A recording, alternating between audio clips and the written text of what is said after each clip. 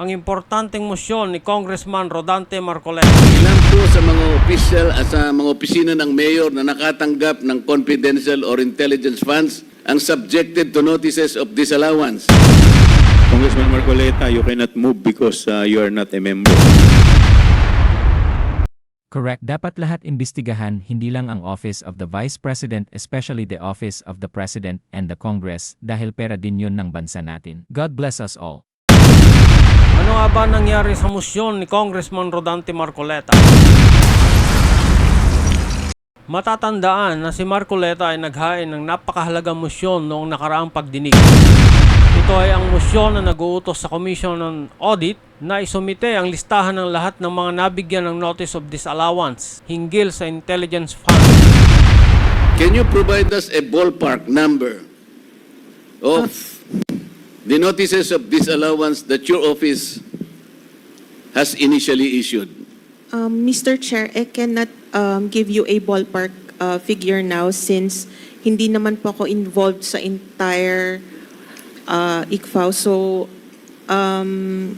Wala po bang isa sa inyo na nakaupo ngayon sa aming harapan ang makapagbibigay man lang ng estimated number? Napakarami po ng mayor, napakarami po ng gobernador.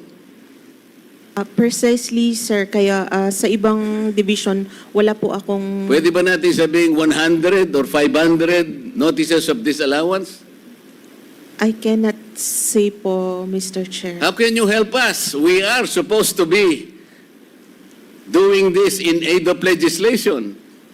Kaya namin kayo pinatawag para tulungan nyo kami. Mr. Chair, Ang sabi po ng jurisprudence, which was quoted by no less than the former Chief Justice of the Supreme Court, Renato Puno, quoting various jurisprudence. Kasama na po yung Arnold versus Nazareno. There should be a legislative purpose. That's number one requirement. The number two requirement, there should be pertinency in relation to those legislative purpose.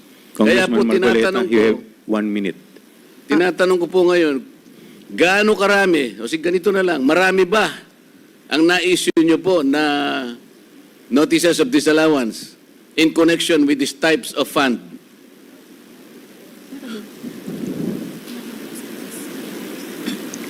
Sir, I really cannot give an exact number Hindi nga sabihin mo today. lang, marami.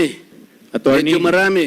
Attorney Camora, could you please submit the documents that the Honorable Marcoleta is requesting? Yes. Kasi sa ngayon, Mr. bago ako As to the magtapos, numbers. Mr. Chair, I want Yes, to wind Mr. up Chair. now. Yes. I want please to wind up now. Can you at least sabihin mo lang, marami, medyo marami. Pati ba naman yun, hindi mo... Ang dami po nating mayor dito sa buong Pilipinas, ang daming gobernador, pati kapulisan, ISAP, AFP. So sabi mo kanina, marami na-cover ng ilan ba? Madam Chair, kung yung current year, I can answer na O yung, konti lang on po. the average noon, yung halimbawa 2020, 2021, 2022, by way of your experience, by way of your former data. Previous years po, I cannot say since bago lang po ako sa ICFAO. So, we could just provide you po with the documents.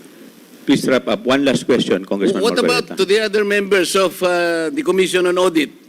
Through your experience, let's say in the last 10 years, wala kayong may bibigay? Alam po ninyo kung bakit ko tinatanong ito?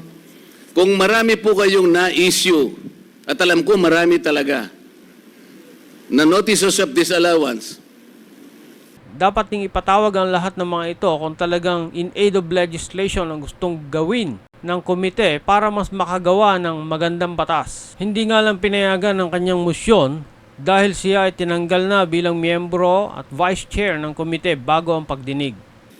pupuntahin natin dito lahat, hindi lang ang Office of the Vice President at dapat umupo dito. Lahat na po ng inisyuhan nyo ng notices of disallowance must sit here para makagawa po kami ng mas maganda, mas balanse na batas. Kung pag-uusapan po ay ang paggamit nitong intelligence funds. Do you understand, Madam? Yes, I understand po the question.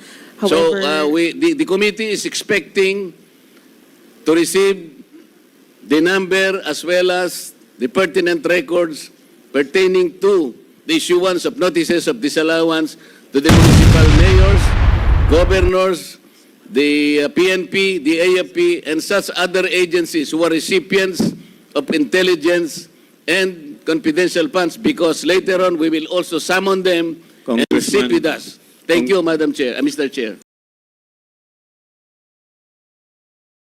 There was a question raised by a non-member in the person of Honorable colleague Congressman Dante Marcoleta. And as I understand, non-members of the committee may not make any motions in the committee, in the proceedings.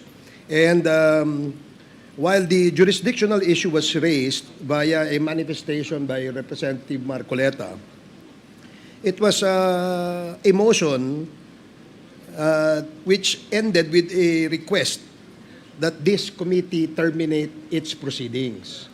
May I know the action of the committee, Mr. Chair? It was denied, considering that Congressman Marcoleta is not a member of this committee, hence he cannot raise a motion. So therefore, the motion of Congressman Marcoleta Out of order. is ruled out of order. Yes. So was there any motion for reconsideration on that particular Wala po. decision? Wala po, dahil hindi naman po siya member eh. Okay. In the first place, wala po siyang locus standi to present a motion. So it is clear that a non-member of the committee may not or cannot make any motion And he cannot even vote. and he cannot even vote. Tama po. Okay. Maraming salamat, Mr. Chair. Mr. Chairman, Yes, Congressman Dan another point Fernandez. of Clarification. information also. Okay. May we remind all the members of the House of Representatives to also adhere with the clarification that was entered by Chairman Barbers to remind our members of the House of Representatives, that are not member of any committee to submit themselves to the plenary approval prior to the being a member of any specific committee, because all of the members of this committee and I myself, if I wanted to be a member of any specific committee, I ask the permission of the plenary. And with that, we can avoid some confusion and debate in the committee itself. And that entails time element. Kasi aside from na-disturb po yung discussion, entails also the intention of delaying the investigation that every committee are conducting. With that, Mr. Chairman, I hope that it's a clarification to all the members of the 19th Congress. Maraming salamat po. Mr. Chair, just a parliamentary inquiry. Yes, Congressman Barbers. May I know if Congressman Fernandez and myself is a member of the committee? Yes, you are both members. Maraming salamat. Mr. Chairman, I applied and I put myself in the plenary. Thank you so much, Mr. Chairman. Thank you. And besides, the committee already ruled with respect to the jurisdiction. And yung pong statement po ni Congressman Marcoleta is moot and academic na po. Dahil po nag-take na po tayo ng jurisdiction. Is there any concern? Mr. Chair, Yes, we will now. Are we going to proceed with the interpellation or this is no, I would just like to make a comment on the... yes, please proceed, Congressman Acop. yes, now since the rule read by the Honorable Barbers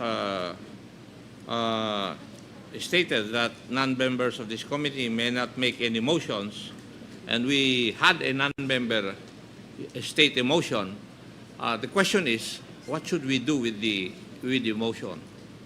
I said, it's out of order. Now, are we not supposed to move to strike it out of the minutes, Mr. Chair? Is there any motion? Do I hear a motion? I think it is incumbent upon us to have a motion to strike it out from the records of this committee, because this will take a bad precedent, Mr. Chairman. Yes. So I move that we strike out the motion that was delivered and manifested by Congressman Marcoleta. Is there any second to the motion? Second, Second, Mr. Chair. Duly seconded. Is there any objection? Hearing none, the motion is carried. Sa ating personal na opinyon, nakakadismaya na walang naghain ng kaparehong motion. Ito ay para malaman na rin ng taong bayan kung ilan ba ang nakakatanggap o nakatanggap ng notice of disallowance. Bagkus ay nagtuon lamang sila sa pagtatanong sa Office of the Vice President. Bakit nga ba? Dahil dito, tumindi ang pagdududa ng ating mga kababayan na ginagamit lamang ang Kongreso para siraan si Vice President Sara Duterte. Ang tanong, ginagamit nga ba ang Kongreso para siraan si VP Sara? Ang sagot, bistado.